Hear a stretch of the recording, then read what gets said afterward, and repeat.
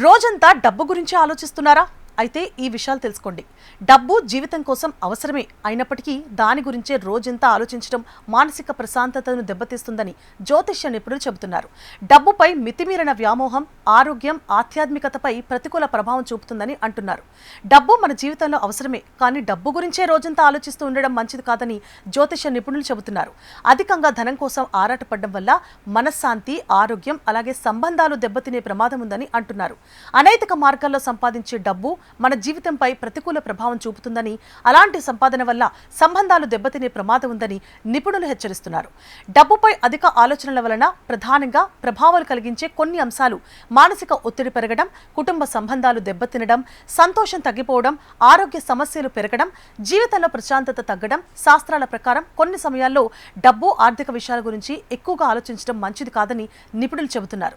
ముఖ్యంగా బ్రహ్మీ ముహూర్తమైన ఉదయం పూట అలాగే సూర్యాస్తమయం తర్వాత డబ్బు గురించి అధికంగా చింతించకుండా ప్రశాంతంగా ఉండాలని సూచిస్తున్నారు.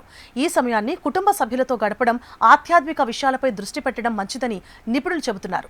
అయితే ఆర్థిక విషయాలు, వ్యాపార నిర్ణయాలు లేదా డబ్బుకు సంబంధించిన పనులు చేయడానికి ఉదయం 11 గంటల నుంచి మధ్యాహ్నం 3 గంటల వరకు, అలాగే మధ్యాహ్నం 3 గంటల నుంచి సాయంత్రం 5 గంటల వరకు అనుకూల సమయమని నిపుణులు పేర్కొన్నారు.